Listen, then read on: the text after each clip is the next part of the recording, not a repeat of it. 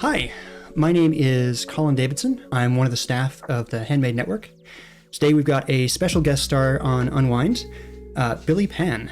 Billy Pan is probably most known for his work at Handmade Seattle, demoed SDF Atlas, which I think started at the Wheel Reinvention Jam a few months prior. And then he spent a little bit of time at the Visibility Jam last year working on a Regex visualization engine called Ready.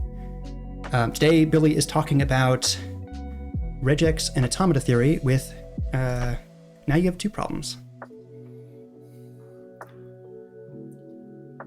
All right. So before we go right into the formalisms of Regex, in preparation, I asked around in the community to get a general sense for the opinions that people had on Regex. So we're going to touch base a bit here and do a bit of a vibe check. So the first and foremost takeaway that I got from the community was I just don't like writing regular expressions. They have this weird, terse, and esoteric syntax for overly complicated features. They're stringly typed with metachars and escape sequences that leads to this over-healthy helping of leaning toothpick syndrome. And even if what you did type is by some definition a valid regex, it might not be valid for the engine you're actually using. And so when we look at all of that, it's no surprise that the second point is I don't like reading regex either.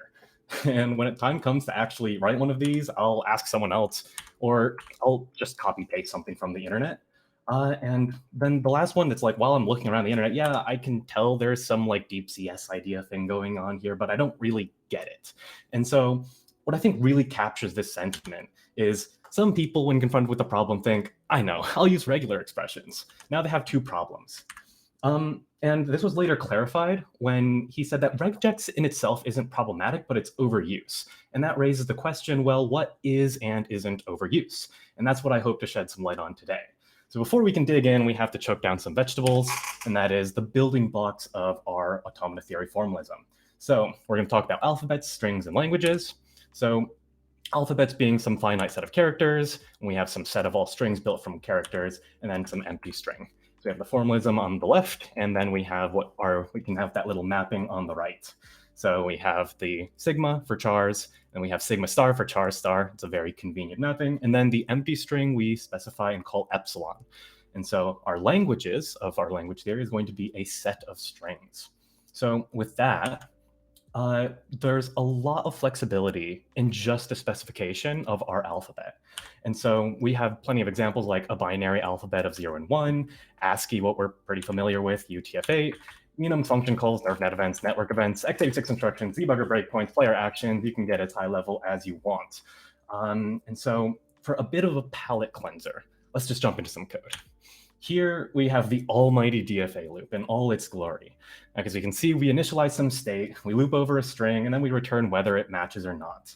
And just from this, we can actually just start mapping some pieces to our formal system.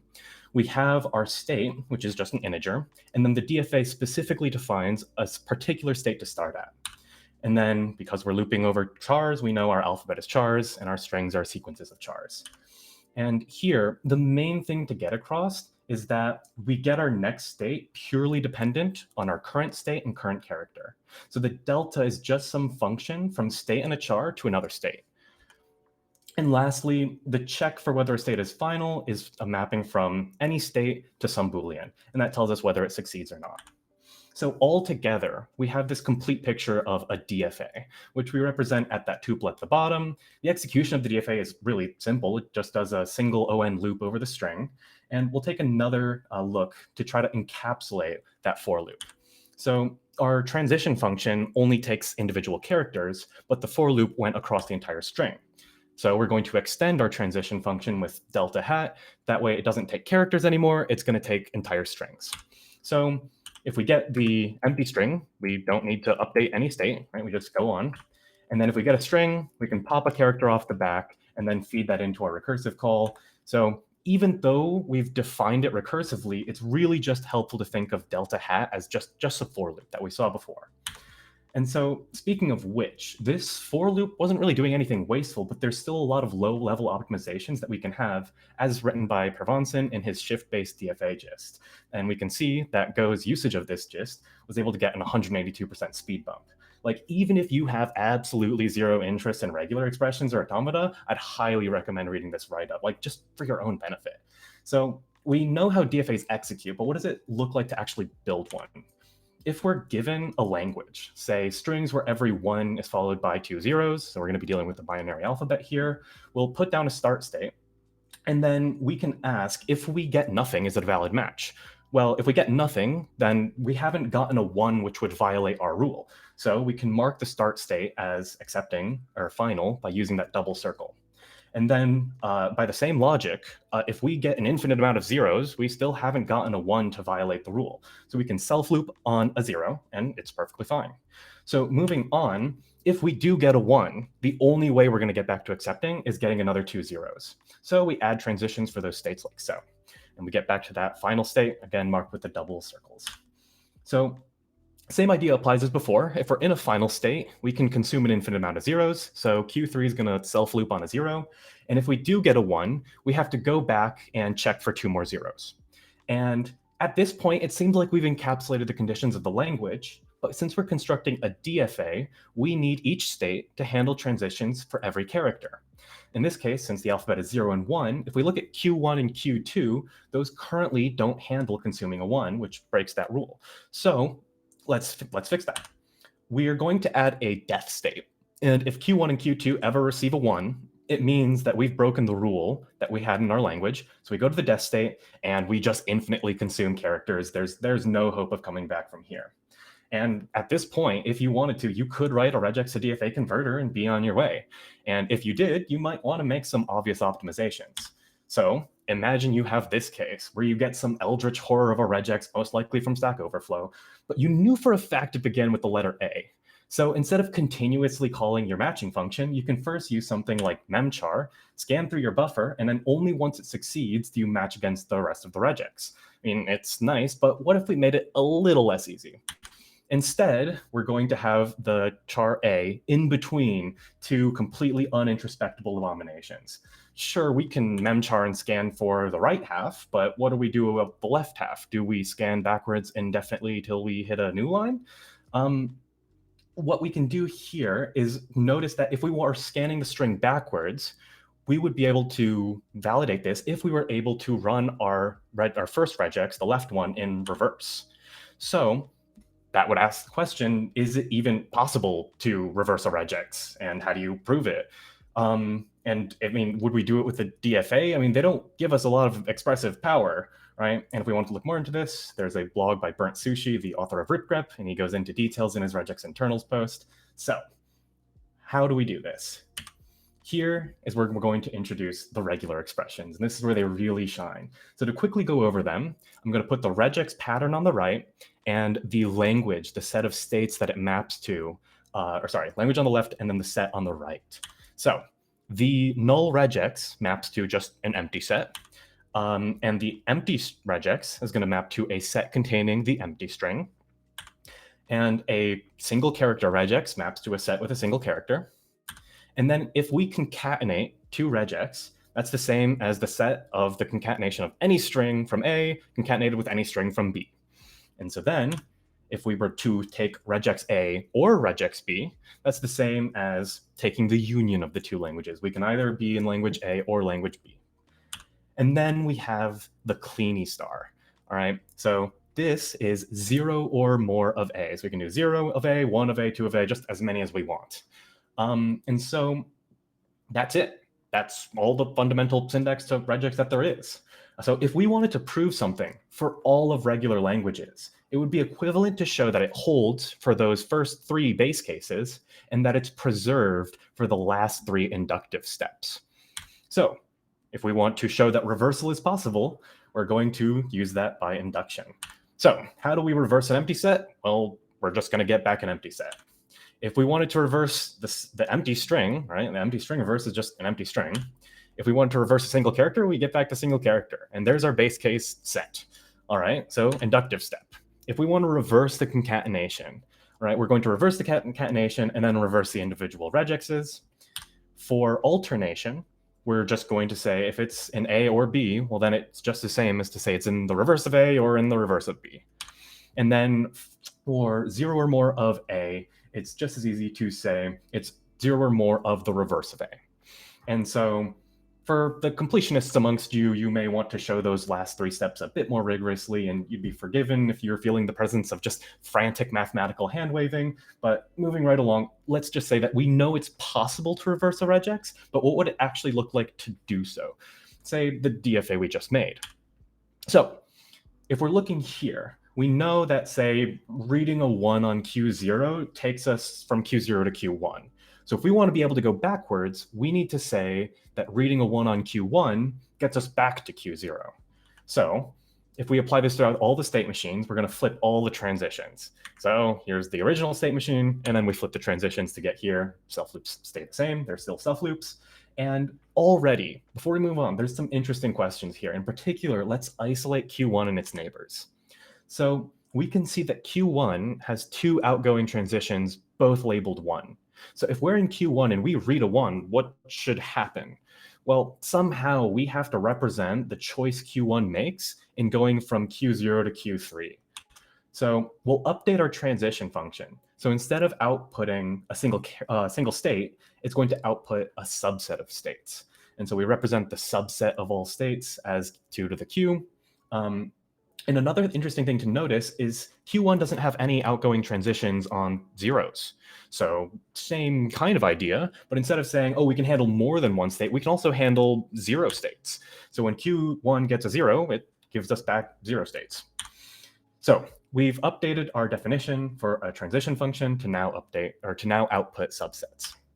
So now that we can presumably move backwards, we still need to handle the choice of start versus end. And at a high level, we want to swap these. So there's no problem in saying our new final states is going to be just the original start state. But to say that our new start state is a set of final states, I mean, we'd either have to update our transition or our notation again, or we just gave our machine the ability to make choices on a transition. So if we want to say we want to make some choice between which final state to start with, well, we could add a new start state and then give it the ability to make those choices. The only problem is when we take a transition, we consume a character, and we don't want to consume a character before we're in a new start state. So this is where we get into epsilon transitions. So if we want to take a transition without consuming characters, we'll just consume an empty string. There's no characters to be consumed, and we're still within the definition of our language. So what that looks like is we just add that new start state, and then we epsilon into what was previously our final state. And here's our new machine. And so this updates the states because we've added a new state.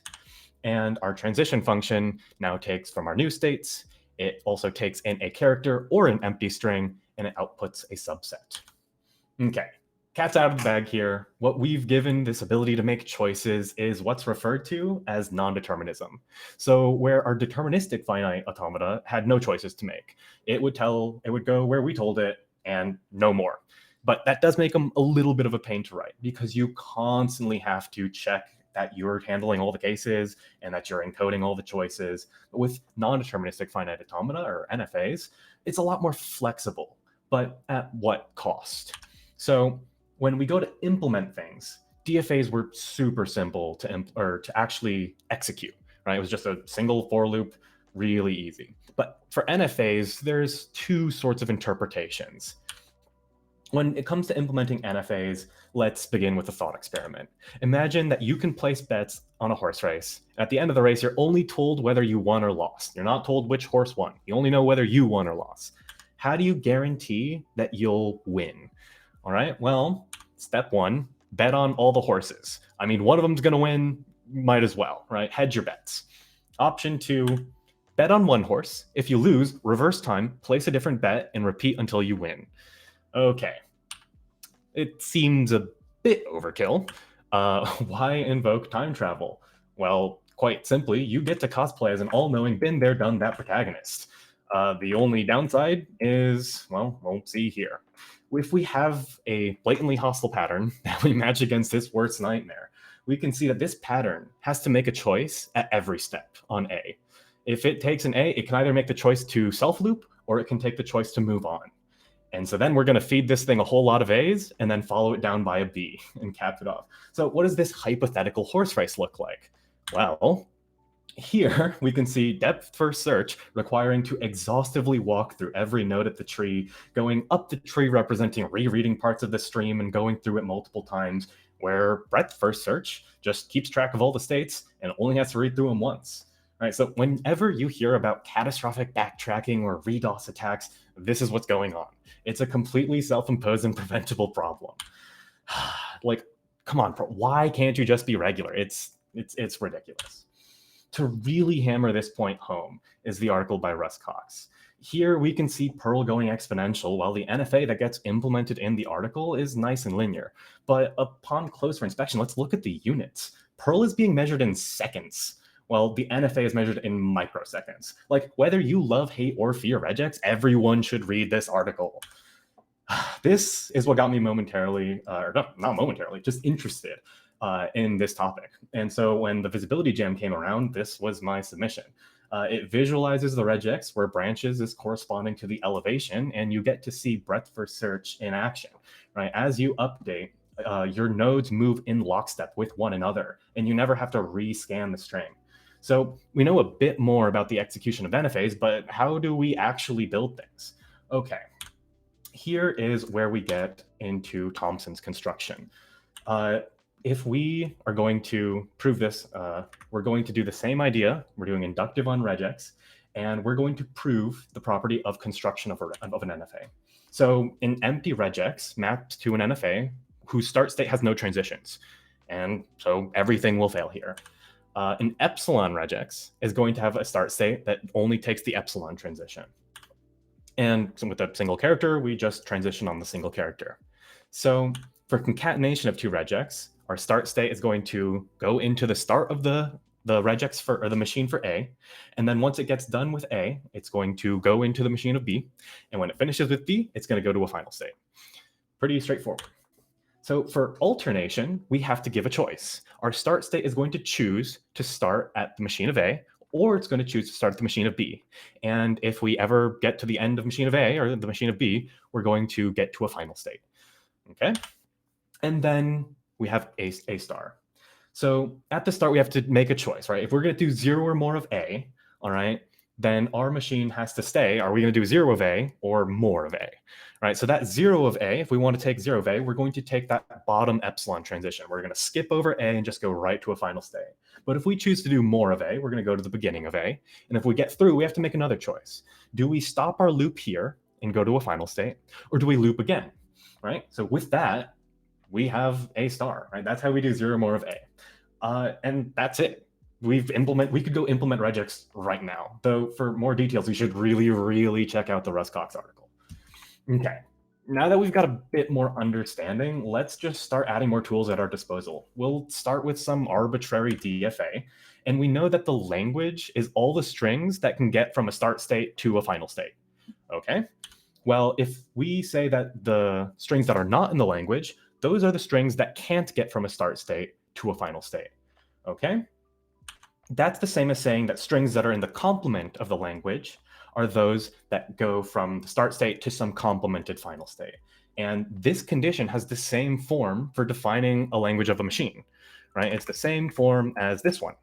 So with that being said, here's our new machine. And unsurprisingly, this is a machine for the negation of our initial machine. So now that we have negation, we can increase our tool set even further. So we knew from regex syntax, we have the regex for A or B, and that's the same as having the set of all strings in A unioned with the set of all strings in B. So we can now complement these sets, right? So we have the set of all things not in A or the set of all things not in B, and from the title you might see where this is going. We can complement those results and then apply a little discrete math via De Morgan's law. We get language of A intersect language of B, and so let's just give it some syntax. We now have the regex for A and B. You have to match both of them. And what's interesting here is all previous operations could only ever increase the size of our language. We would either add more things to our language via the alternation, or we would self-loop on things and just add 0 or more. But here, with AND, we can now filter things out at any point in composition. All right. home stretch. Say you have a text field with a submit button, and you look at the code, and for a submit button being pressed, it checks the text field against the regex. And now you want to be able to filter as the user types in the text field so that it always has the ability to match the regex. In other words, you want to match the prefix of your language. So the Stack Overflow answer is to just copy your regex and spam nested optional quantifiers. Like, if you didn't have a problem before, now you literally have 2 problems. Okay. If we want to show the prefix operation, same idea here. All right, we're going to do induction on regex. All right, so here I'm going to denote prefix as the little less than regex symbol. So the prefix of an empty set is an empty set. The prefix of an empty string is an empty string. And then the prefix of A is going to be either the empty string or A. So the concatenation, prefix of the concatenation of A and B. Well, if we think of prefix as chopping off the back part, well, we can chop off the back part and prefix A, or we can keep A and then just prefix B and then do the concatenation there. For A or B, well, it's the same as we can either go in the prefix of A or we can go in the prefix of B, so it's preserved. And then for A star, this just means that we can do 0 or more of A star with any amount chopped off at the front, and so we can represent that like so with the concatenation there. So we have prefix. It kind of raises the question, well, what about suffix, right? So we have the formal definition here. Basically, the set of all prefixes where we have a suffix is the prefix set. The set of all suffixes where we have a prefix, that's the suffix set. And you might be a little hesitant, like, oh, do I really have to implement suffix? Like, I don't have any use case for implementing suffix. I don't want to do another case in my compilation. So do we have to, right? And here's where, what if I told you you've already implemented suffix by doing nothing? And that is, all right, we have some string in our language, right? And it has some prefix for the P1 through P of I, and it has some suffix S1 through SK. And so if we reverse it, all right, we're going to go SK through S1, PI through P1, and then we're going to chop off the back with the prefix. So that's the prefix of the reverse of A, and that gives us SK through S1. And then we're going to reverse it again. And that puts it to S1 through SK, and that is the suffix. So the reverse of the prefix of the reverse of the language is the suffix of the language. Bit of a mouthful, but we got suffix for free, for doing nothing. Okay. Finally, we get to substring, right? So the substring is going to be all middle parts of the string where we can put a prefix and a suffix on the end and stay in the language. So here, we're going to split up any string as prefix, middle, suffix. Then we're going to chop off the suffix part using the prefix, and we're going to keep the middle part. But then we're going to chop off the prefix part by using the suffix. And so we see that the substring language is the suffix of the prefix of A to give us that. Now, it's also the prefix of the suffix. If you're feeling completionist, you can do that as well. So that's a lot. We're going to go over some things that were cut for scope, because there's even more. Extended transition functions for epsilon NFAs, right? We had those epsilon transitions, and I never showed you how to write the for loop.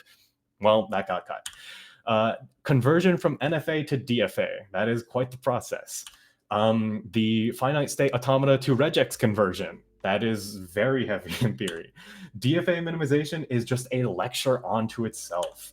Pigeonhole principle, if you're doing finite state machines and finite languages, finite alphabets, or not finite languages, finite alphabets, pigeonhole principle comes up a lot, and it's a fun one to learn. Pumping lemma. I showed a lot of things that you could do with regex. And initially I was going to, I really wanted to go over the pumping lemma to say, all right, here is a way to show that you cannot do things with regex. It's very heavy in theory, and I considered that for this audience, I don't really need to give you guys more reasons not to use regex, since you're pretty set on that one. And then the last link to purchase ASCII derivative, I find this fascinating. But yeah, all of this was cut, but if you want to ask me questions on it, sure. So thanks for listening. You can find me at Discord or Twitter. Yeah, we can move on to Q&A now. That was amazing. Thank you, Billy. So I think we had a community question while we were going through it. Let's double check. Let's see. Where did it go? I think, was it that I could eliminate one of the states, the final states, in making the DFA, right? I believe so. Yeah. So that was intentional, right? So we're looking at this one here, right? So Q0 and Q1, or sorry, Q0 and Q3 are both final states, but they both do the same thing. They self-loop on 0, and on 1 they go to Q1. So yes, it would be valid to eliminate Q3 and have Q2 transition into Q0 on 0. Now, the reason I did this was pedagogical, and that's because I'm going to reverse it. And when I reverse it, oh, that's the regex reversal. When I reverse the DFA, I wanted to show the non-determinism to show the epsilon transitions into the final states. So I wanted to have 2 final states for that part there. But yes, it would be valid to eliminate the states, but the reason was for pedagogical purposes. What did you use to make these slides? Those were really gorgeous. Milton. Milton and paint.net. I think Milton was made by a community member ages ago. Yeah. They're one of those cool handmade projects. So I got a fun question. What got you into thinking about regex? How did you get here? Okay. So way back when, I was still using Notepad++ to get through college. And yeah, I really didn't like Visual Studio even before. And so eventually I found Handmade Network where Casey was using Emacs, and he was editing files a lot quicker than I was. And at the time I was sort of aware of Vim, and I'd used it before, and I was like, all right, let's get an upgrade to Notepad++. So I started using a Vim plugin in VS Code, and that was going fine. And eventually just the discontinuity and the kind of poor quality of the VS Code plugin at the time was like, all right, let's just use regular old terminal Vim. And at some point I was like, all right, how do I do a find and replace? And the way you do that is you type a regex, and the syntax is god awful. And so I watched a lecture by The Missing Semester on YouTube, is which that was like MIT CSAIL? I think so, yeah. And so this was on like stream editing where they go over sed and grep, and I was like, oh, regex is like actually useful. So like I will go into learning this. So I learned like how to use it. And it was only until I switched from Vim to 4Coder and wrote my own Vim layer where I was like, how would I write a regex? Like I don't really know how to implement it myself. And that's when I stumbled across the Russ Cox article and some of Per Vanson's gists, and then this was like when it really clicked for me was like a couple months before the Visibility Jam. So when the Visibility Jam was announced, I was like, well, you know what? Like it took me this long to learn regex. Let's just visualize it and see how that goes. Sure. Yeah. And so that brought me here. And that tool was gorgeous. You did a phenomenal job with that. So do you think we're at like peak regex speed? Did you find any fun strings to pull on while researching or digging into this? So regex speed is, in my opinion, like it's important to a point. But at this point we are at diminishing returns. Okay. Right. If you are like small percentages faster than ripgrep, cool. I mean, like it's all for what we're typically using regex for. If you're using regex appropriately, you're probably not that stoked on it, or maybe you are, maybe you aren't. But like honestly, it's at diminishing returns here. If you're not catastrophically backtracking, you're probably in a good state and you probably know what you're doing. So from that point of view, it's just like, all right, cool. So the speed has gotten better. Sure. But what's left? Well, the syntax. Right. This has not gotten better. It's gotten worse. And we're in an even worse state where we're giving syntax for things that aren't regular. Right. So like the argument that, things like, oh, we should have extended syntax is, well, we want to have extended, we want an extended feature set. And it's like, okay, well, you've extended your feature set to go beyond matching regular languages. So like the classic mantra of like, oh, a regular expression is that which matches a regular language is no longer really true in practice. Right. Even like it was vacuous before, like, oh man, a regular expression matches a regular language. I'll write that right next down to the monads or a monad in the category of ender functors. Thank you. But like truly the syntax needs like to be solved. Like you are writing it into a flat string and then like just it gets bad. So like if you're writing things in a flat string, let's see if I can find it. So in the vibe check, if we have just these flat strings of things and we know that branching is our worst case nightmare, right? Let's see if I can find that one. That is here. Yeah, if we know that branching like is the enemy, technically ambiguous branches, we would want a structure that shows the branches. Like, where are the branches? And if it's just completely flat, you've got no hope. And so that's why something like, we'll do this. If you have those branches just represented in elevation, you can at least see them somewhere. It gives you a good notation there. And so hopefully I'll extend that a little further. Sweet. Yeah, I guess this leads right into a question by Skytrius. What do you think the future of regex is? Is there something better syntax-wise, or you think like ready is the future? Where do you want to see it go? I'm not super sure on it. The main thing that I would want is to stress that the model can be more than just text, and it can be it can be its own language to model with. It's not just that the god awful extremely long string that no one touches in the code base, because if you touch it you have to test it, and no one wants to test it either.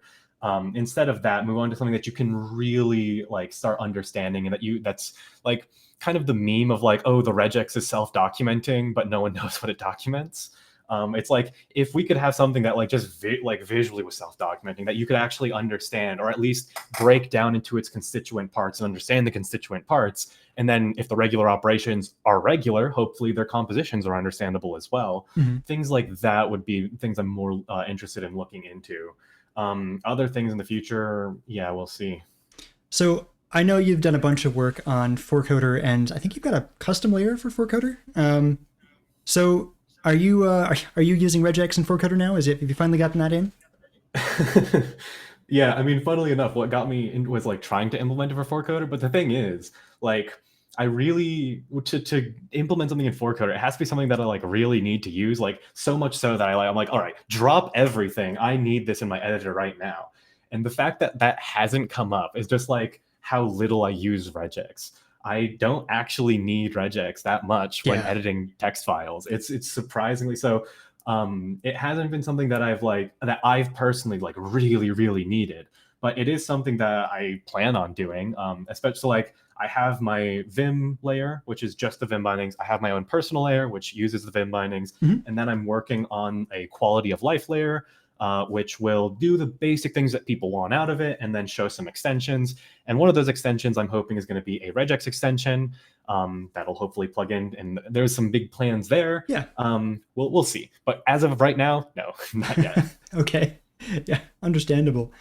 Let's see. So Mjolnir is a good one. I've seen other people state kind of pegs pick up where regex leave off. Have you thought about pegs at all?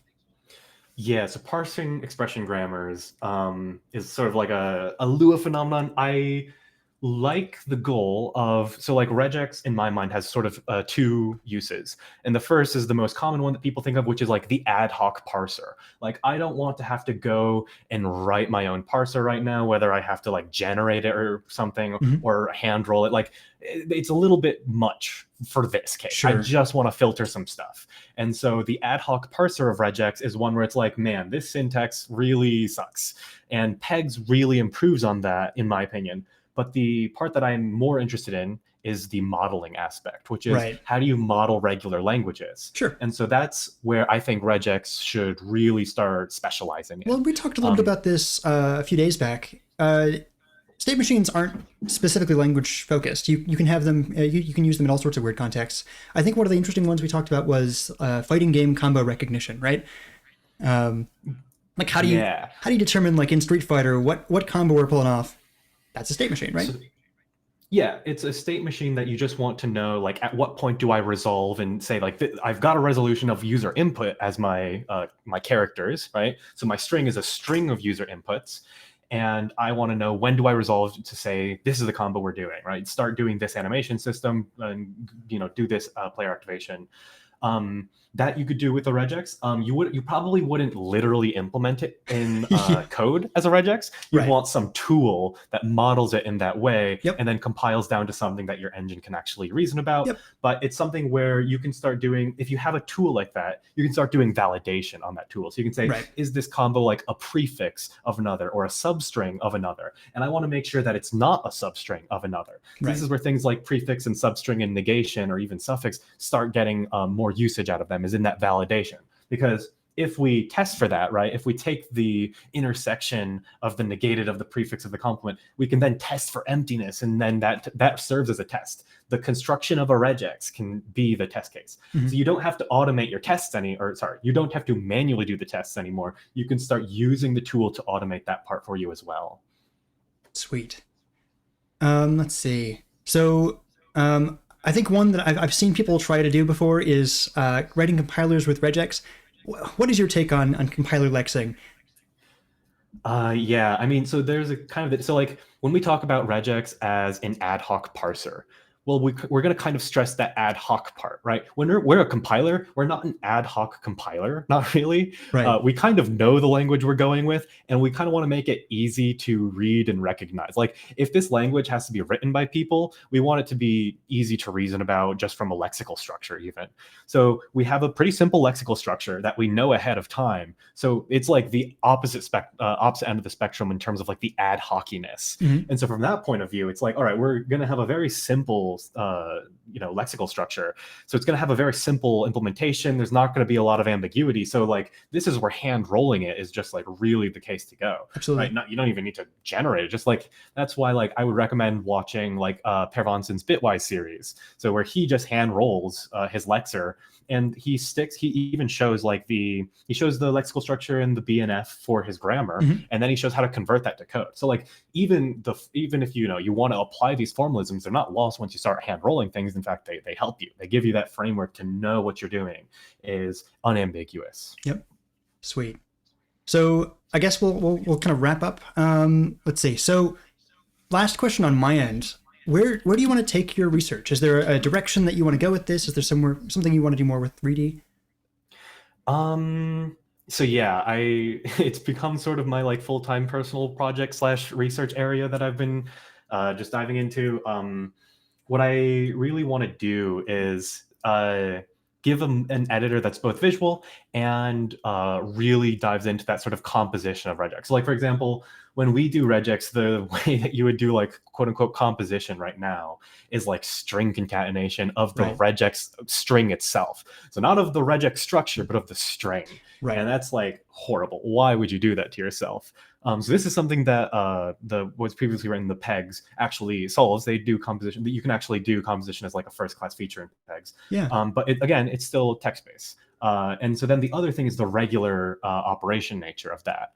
And so these are like every time that we were doing these proofs in this presentation, mm-hmm. we would be like, all right, let's assume that we just have a DFA to begin with, and then let's just try to, we'll add some epsilon transitions, and we'll get an NFA at the end, but it will get the model correct, and we'll get the construction from there. Mm-hmm. And I mentioned I cut NFA to DFA conversion for scope, and that's because it is exponentially it costs exponential time. Right. And so even though we can kind of shunt that a little bit here and there in a couple cases, like it's still fundamental to the problem. And so then what the end of the sort of cut for scope thing was something called the Berzhozowski derivative. Okay. This is truly something. If you're okay with automata theory and abstract algebra, super cool stuff that goes on in there. But that really shows how to use regular expressions, the algebra of regular events, as we would call it, in a way to manipulate it just and extend it beyond it. So like that's something that I'm looking into as well for so that part and the visual editor aspect of it. Sweet. Okay, so where are people finding you afterwards if they want to ask you more questions? Because this was fascinating. Yeah, I mean, the easiest way is to ping me in Discord. Okay. You can do that, or if you want to just use Twitter, sure, you can do that. That's the two easiest ways. I think you have your handles on the slide over there, right? Yep. Yeah. Awesome. Well, it's been great having you, BYP. I've really enjoyed this one. So we've got another Unwind scheduled for next month, I think. So stay tuned for that. I appreciate everybody showing up.